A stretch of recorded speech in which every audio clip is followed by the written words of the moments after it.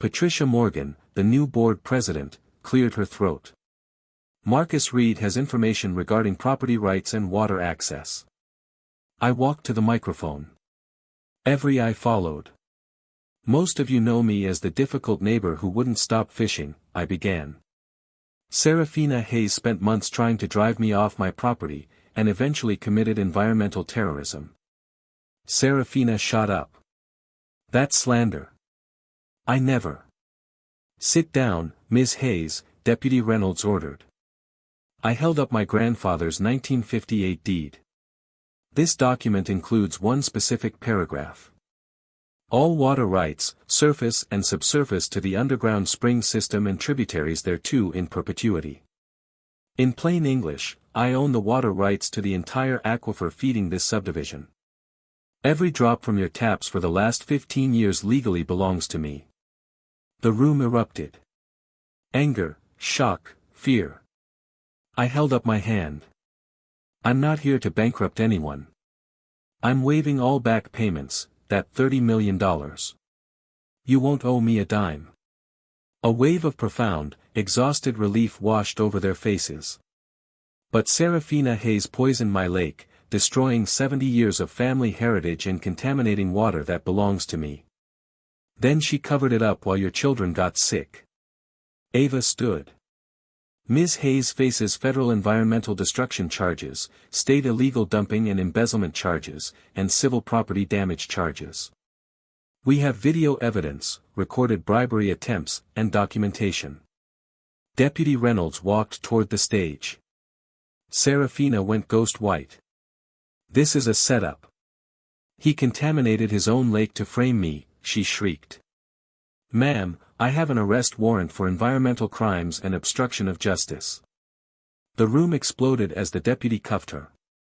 You'll all regret this, she screamed, her final mask completely gone, pure classism and rage on display for 300 witnesses and 3 cameras. I returned to the microphone. I'm proposing a settlement that protects everyone here. Full environmental restoration funded by insurance and Ms. Hayes' restitution, no back payments for water usage, and independent oversight to prevent future abuse. The crowd's anger shifted to cautious hope, and the board unanimously supported the plan. 6 months after Serafina's arrest, I stood on my dock at sunrise, watching native bass fingerlings being released into the pond. The water was crystal clear again. That clean mineral smell replaced the chemical stench. The settlement funds, $250,000 from Serafina's assets and HOA insurance, we used that to create the Cedar Spring Trust. Local schools now bring kids out to learn about aquatic ecosystems. Turns out poisoning a pond can lead to something beautiful, if you're willing to turn tragedy into education. Serafina pleaded guilty to everything, 3 years federal prison, heavy fines, her law license permanently revoked. She lost everything trying to destroy one man who just wanted to fish in peace. The Legacy Preserve reformed its HOA, implemented transparency rules, and replaced dictatorship with actual democratic governance. The biggest twist. I opened my pond for community fishing. Every Saturday morning, kids from the subdivision cast lines from the same dock my grandfather taught me on. This year's festival drew 500 people, the proceeds funding local water conservation efforts. Here's what I learned: never let petty tyrants make you abandon principle. Document everything. Know your rights. And sometimes, the best way to defeat your enemies isn't destruction. It's using their mistake to build something far better than they could ever tear down. While her lawsuit crawled, I went to the county courthouse basement. That special kind of purgatory that smells like old paper, dust mites, and crushed dreams. I spent my weekend digging, believing sometimes the best revenge is just knowing more than your enemy. And holy hell, did I hit the jackpot. My grandfather didn't just buy the land in 1958. He bought exclusive water rights to the entire spring system. Every drop, surface and subsurface. The original deed specifically included all water rights, surface and subsurface to the underground spring system and tributaries thereto, in perpetuity. Forever and ever. And here's the beautiful part: the Legacy Preserve, those 847 mansions, never bought those rights. The developers simply drilled their community wells, 400 feet deep, straight into my grandfather's spring system, downstream from my pond. Legally speaking, every cup of coffee, every shower, every flush in that pristine subdivision had been using my water for 15 years without permission. I called Gavin. After he stopped cackling like a madman, he whispered, "Caleb, you don't just have a defense. You've got a tactical nuclear weapon disguised as an old piece of paper." So we filed the countersuit for harassment, slander, and abusive legal process. The timing, though, that was pure poetry. Serafina was hosting one of her catered backyard dinner parties. 40 residents, champagne glasses clinking, complaining about their property taxes. Right in the middle of her pretentious speech about maintaining community standards, Deputy Reynolds walked through her back gate. "Ma'am," he said, stone-faced, "I need to serve you with some legal documents."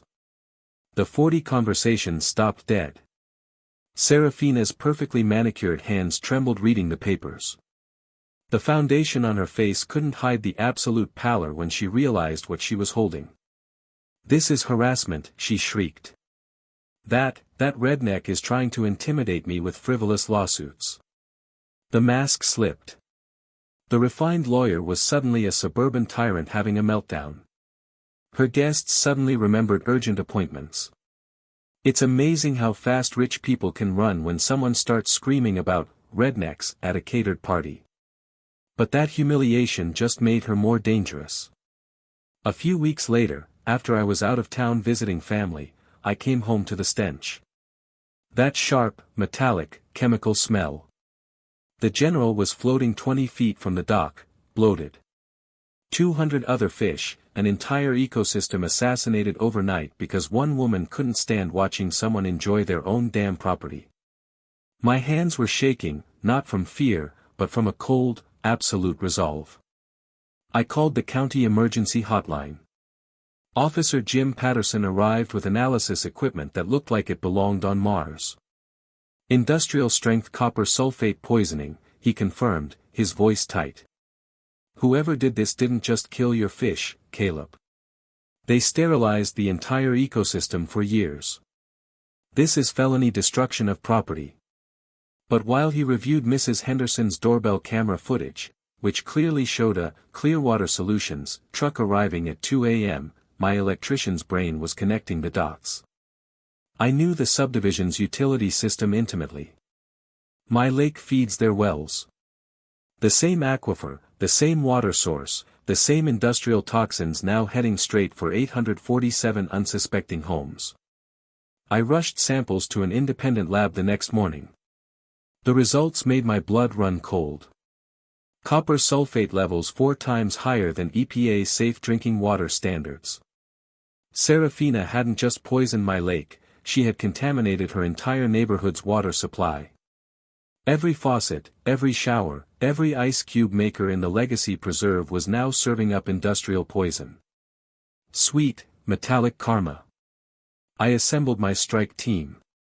First, Ava Chen, an environmental lawyer who specialized in dismantling corporations that poison communities. Her office smelled like expensive espresso and righteous vengeance. "Water rights theft, environmental contamination, public health emergency," she said, eyes gleaming. "Caleb, this isn't a lawsuit. This is a masterclass in legal warfare." Her strategy: hit them simultaneously with everything. Second, Dr. Elias Vance, a hydrogeologist, a scientist who makes opposing lawyers weep. We met at the poison pond. "Fascinating aquifer structure," he noted, wading in the toxic, blue-green water. "Single source spring feeding directly into residential wells. Contamination will reach every home within 6 to 8 weeks. We're looking at 800 to 1,000 affected properties." The undeniable scientific hammer. Third, Leo Ramirez, an investigative journalist who lived to expose corrupt HOAs. "This is Pulitzer-level material," he announced, spreading documents across my kitchen table. "Power-drunk HOA tyrant poisons entire neighborhood while terrorizing the man who legally owns their water supply. Cable news will fight over this. Ava crunched the numbers, $50 per household per month, times 847 homes, times 180 months. Over $30 million in back payments I could legally demand. But I wasn't going to financially destroy 800 innocent families just to punish one psychotic woman. The community health crisis escalated. Parents were complaining about sick kids and persistent headaches, classic copper sulfate symptoms. Serafina, in full damage control, tried to bribe the algicide company owner $10,000 to destroy his records. What she didn't know was that he recorded the entire conversation. She was transforming misdemeanor charges into felony obstruction of justice, proving the cover-up is always worse than the crime. Her psychological breakdown became visible. She was spotted screaming at herself in the grocery store parking lot. Her husband moved out. The HOA board, finally seeing her criminal use of community funds, voted her out as president. Everything Serafina had built, her social standing, her marriage, her power, was collapsing. The final confrontation was inevitable, and it was going to be very, very public. The Tidal Creek Community Center was packed. Standing room only, 300 furious people. TV news cameras were set up. EPA representatives sat front row, grim-faced. Serafina sat on stage, makeup flawless, but with the look of a cornered animal. The EPA's Dr. Murphy presented first. Bright red numbers on the projector screen showed copper sulfate levels 4 times above safe standards. Contamination originated from industrial algicide dumping here, she said, laser pointing at my pond on the aquifer map. Chemicals entered groundwater and spread throughout the spring, feeding your wells. 300 heads swiveled to stare at Serafina. They killed the general. He was an 8-pound base, maybe 9, I'd swear he had personality. For 5 years he'd swim right up to my dock every morning, like he was checking in. I fed him, I watched him grow from a decent fish to a legend, and now he was floating belly up, white and bloated, along with 300 other fish. All because Serafina decided she owned my lake. The smell, man, it burned. It was before sunup, that sharp, metallic scent of copper sulfate mixed with rotting scales. Serafina had paid $4,000 cash to dump industrial-grade algicide into my clear, spring-fed Cedar Spring pond overnight, turning the water the color of sick, toxic antifreeze. I stood there, holding the general's slimy, lifeless body, and I was shaking with the kind of primal rage you only feel when something pure is destroyed. And then, it hit me, the most beautiful, terrible realization. Serafina's perfect community, the legacy preserve, all 847 of those sprawling, faux Tuscan homes, they all drew their drinking water from the exact same underground aquifer that fed my lake. Every drop. Every single house. She hadn't just committed base homicide, she had contaminated her entire neighborhood's water supply. And she had no clue what was about to hit her. Have you ever dealt with a neighbor who thinks their need for control outweighs your basic right to exist in peace? That's Tidal Creek, SC, for you. I'm Caleb Jones, a retired electrical contractor, 50-something, the kind of guy who fixes what's broken and believes people should just mind their own damn business. My 15-acre property, with its pristine pond, has been in my family since 1958, back when this whole area was just swamp cypress and common sense. Every morning I walked that little gravel path, boots crunching on stones worn smooth by decades of fishermen, and it was pure, simple peace. Then the developers came. They built the legacy preserve around me, massive houses starting at $750,000. They offered me millions for my pond, wanting it for their yacht club. I told them they could build their clubhouse in the deepest part of the Atlantic. Most of the new neighbors were fine, just regular folks who waved. But then Serafina Hayes moved in. Picture this, 40-something, immaculate, drives a pearl-white Lexus, and carries a leather portfolio to the neighborhood barbecue. She talks like a corporate lawyer even when ordering a sandwich, constantly throwing around phrases like asset optimization and community aesthetic uplift.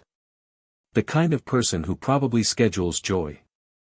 Serafina appointed herself HOA president within 4 months and immediately launched her enhancement initiative, which was just a fancy term for making everyone miserable until they submitted to her suburban dictatorship. Her first shot. A certified letter, full official letterhead, the whole production. My unsightly fishing activities were allegedly disturbing her peaceful enjoyment. The woman paid $1 million for a waterfront view, and watching me catch a few bluegill was apparently ruining her investment. The legal threats escalated fast.